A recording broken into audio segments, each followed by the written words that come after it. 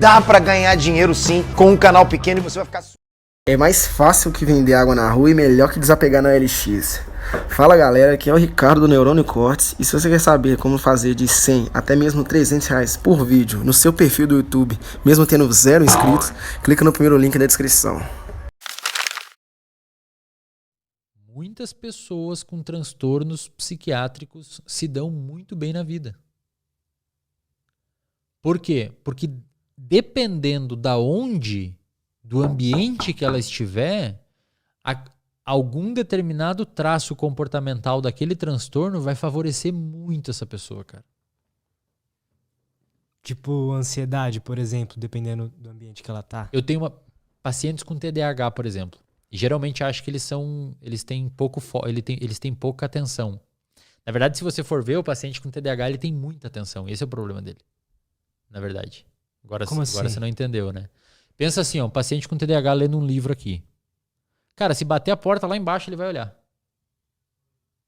Tipo, uma pessoa falando ali. Aí já não... Então, ele não consegue sustentar a atenção num lugar, mas ele tá prestando atenção em tudo toda hora. Inclusive, isso provavelmente se dá inclusive devido ao tálamo, uma região do seu cérebro que filtra informação sensorial. No TDAH, ela ser mais furada, digamos assim. Então, por exemplo, a gente está falando agora, você está prestando atenção em mim. Se alguém fala lá na outra sala, o seu tálamo pode impedir a informação que entrou no seu ouvido, passou para o seu tálamo e ele tranca ali, ele não deixa acender, subir para as áreas auditivas. Então, você não vai tomar consciência daquela situação. Por exemplo, agora você está sentado na cadeira. Você até eu falar, você não estava sentindo a sua pele tocando na cadeira. Agora você está sentindo porque eu falei. Sim. Por quê? Porque o seu tálamo estava inibido. O óculos no seu rosto. Você não estava sentindo o óculos tocando o seu nariz até agora. Porque essa informação sensorial, o seu tálamo estava impedindo que fosse até a área somatosensorial e você tomasse consciência dessa informação. Pacientes com TDAH talvez tenham, o tálamo deixa passar mais coisa. Então a gente está falando, em vez do tálamo segurar aquela voz, ele deixa eu prestar atenção, daí minha atenção desvia. Então o TDA não é falta de atenção? É muita atenção. É excesso. E inclusive, cara, se você pega um paciente com TDAH motivado com uma coisa, que você bota ele estudar uma coisa que ele gosta, ele fica com hiperfoco naquilo. Eu tava procurando... Eu queria saber se existe alguma correlação de pessoas que cresceram jogando videogame com TDA. E no texto lá que eu vi, estavam falando que muitos pacientes com TDA, eles têm um hiperfoco, né? Muito hiperfoco. E por quê? Porque o TDAH, quando tem a característica hiperativa junto, você pode ter só TDA ou TDAH. Você pode ter só a déficit de atenção ou com hiperatividade. O TDAH tem uma característica muito impulsiva. Por isso que eles usam muita substância e tal. Só que essa impulsividade pode ser direcionada para um estudo, cara. Para o trabalho. Eu conheço paciente, tenho paciente e conheço muita gente com TDAH que é muito... inclusive, os psicólogos e psicólogos TDAH que são referência na psicologia. Por quê? Porque eles conseguem ter um hiperfoco naquilo. E não TDAH relativamente controlado e meio que direcionado, eles se educaram a direcionar o transtorno para o trabalho. Caraca. Pacientes com toque, cara. O que é o transtorno obsessivo compulsivo? Transtorno obsessivo compulsivo é um cara um formador de hábitos. A galera não pensa assim, cara. Por quê? Porque quando você vai discutir transtorno mental, a galera sempre fala coitadinho e tal. Talvez o seu chefe seja bipolar. Talvez o seu chefe, que é talvez melhor que você no seu trabalho, tenha TDAH. E ele talvez só seja melhor porque tem isso. Tipo assim, a gente dá nome para as coisas, Lutz. Mas existem fenômenos que perpassam esses diagnósticos, como, por exemplo, impulsividade. Você pega um paciente numa hipomania e pega um paciente com TDAH, eu duvido um psiquiatra conseguir distinguir eles.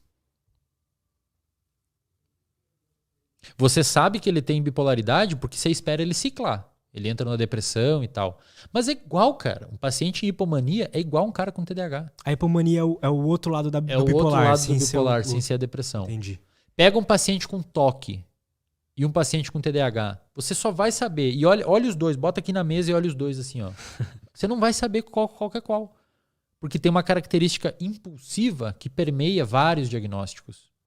E tem paciente que, às vezes, o diagnóstico não é tão grave, que consegue adaptar essa característica comportamental num contexto e se dá muito bem naquele contexto. Por exemplo, o que é o toque? Toque é você tem... Normalmente fala em toque, a galera acha que é aquela pessoa que limpa muito e tal. É verdade. Desliga a luz. É verdade, isso pode ser um toque. Só que tem toques que são um pouquinho mais brandos e mais generalistas. Por exemplo... Se quiser você pode fazer assim. Ó. Não, tá tranquilo. Por Por exemplo, tem paciente com vamos explicar primeiro o que é o toque. Toque, transtorno obsessivo compulsivo. Você tem um pensamento obsessivo na sua cabeça. Tipo assim, eu tô aqui conversando com você. Cara, essa água não podia estar aqui porque tá... Normalmente eu preciso que a água fique na minha direita, porque senão vai acontecer alguma coisa muito ruim. Entendi. Então esse é o pensamento obsessivo que eu tô na minha cabeça. E a minha compulsão é botar a água aqui na direita. Isso é um toque. Eu tenho um pensamento obsessivo que circula na minha cabeça e eu tenho que fazer um comportamento compulsivo para satisfazer o meu pensamento obsessivo. Tanto é que muitos pacientes com toque têm ansiedade. E no DSM anterior, o toque era um transtorno de ansiedade. Agora eles tiraram, porque viram que alguns pacientes com toque não têm ansiedade. Mas você pega um paciente com toque, 80%, 90% tem algum transtorno de ansiedade junto. Porque esses pensamentos obsessivos geram um grau de ansiedade. Então, minha garrafa está aqui, ó. Minha garrafa está na minha esquerda. E por alguma razão eu acredito que vai acontecer algo errado se a garrafa ficar na esquerda. E, cara, isso daqui... Essa razão pode ser real ou não? Ou é sempre algo... Sempre catastrófico. Entendi. A maioria das vezes catastrófico. Você acha que a mãe vai morrer, que alguma Entendi. coisa vai acontecer errada, que vai perder o emprego. Aí a pessoa bota aqui, e enquanto ela não fizer esse comportamento, a ansiedade dela fica lá em cima, porque ela precisa ter aquela compulsão para resolver aquela obsessão. Qual que é a terapia para toque? Ou seja, isso aqui foi um hábito, é um hábito que eu tenho, tá? É um pensamento meu que faz eu ter aquilo. Qual que é o tratamento para toque, padrão ouro?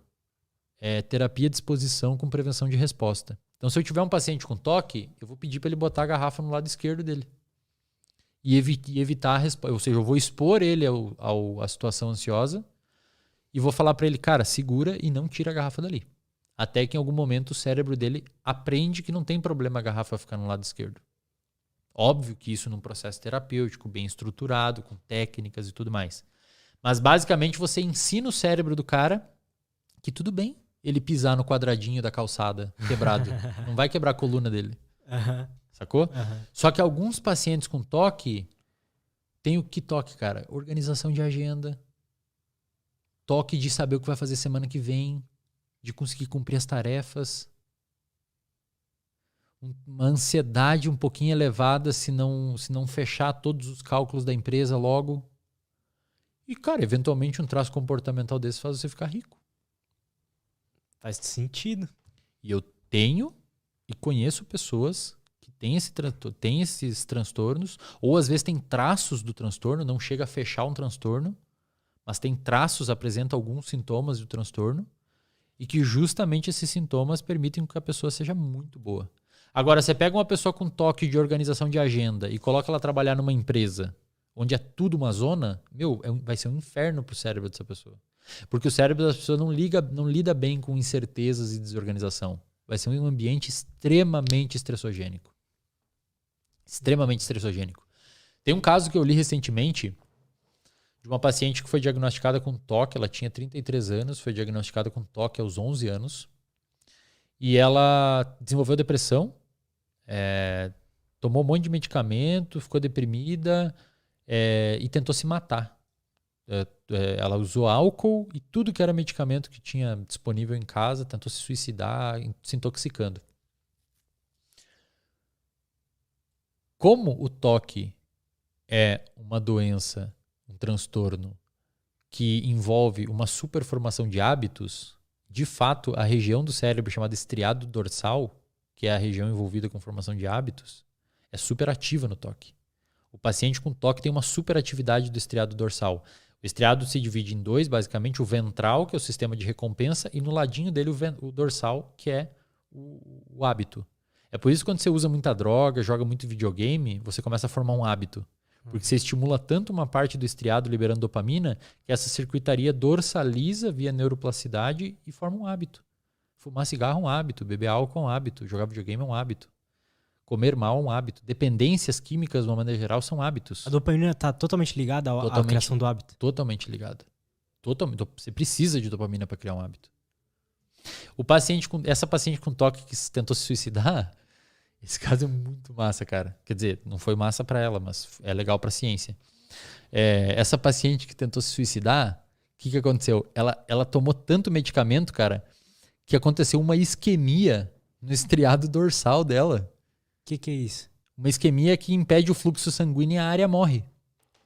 Ela entrou em coma, aconteceu uma isquemia, foi publicado na revista... Ai, cara, não lembro. Tá no meu Instagram também esse estudo. Quando a paciente acordou do coma, ela não tinha mais toque. Caralho!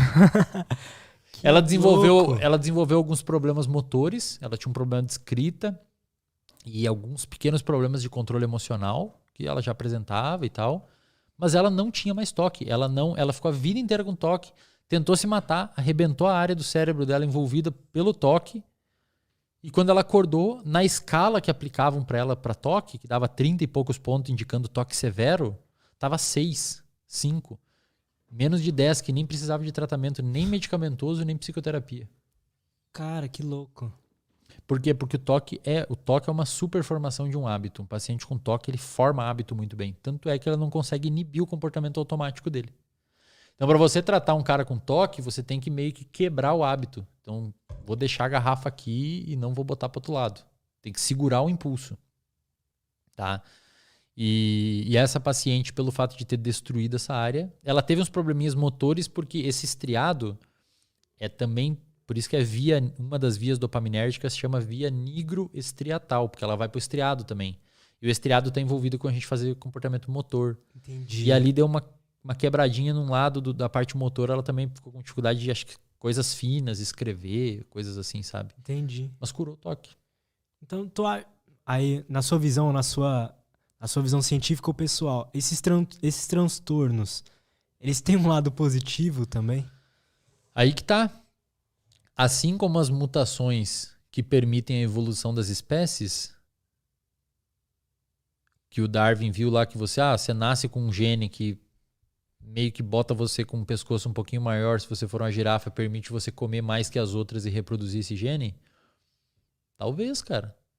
Entendi. Talvez se você olhar o comportamento humano, por exemplo, pessoas que nascem por alguma razão com uma necessidade maior dopaminérgica. Essa pessoa pode desenvolver um vício em crack, em qualquer outra droga, ou pode ser um workaholic.